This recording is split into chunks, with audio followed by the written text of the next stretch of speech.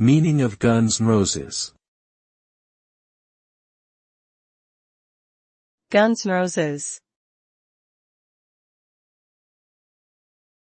Guns N' Roses. Guns N' Roses. Guns N' Roses. Guns N' Roses is an American rock band formed in Los Angeles, California in 1985. The name of the band represents a juxtaposition of two opposing elements, the beauty and delicacy of a rose and the danger and strength of guns. The name has been interpreted in different ways over the years, but ultimately it reflects the band's ethos of combining elements of hard rock, punk, and heavy metal with introspective lyrics that examine the human condition.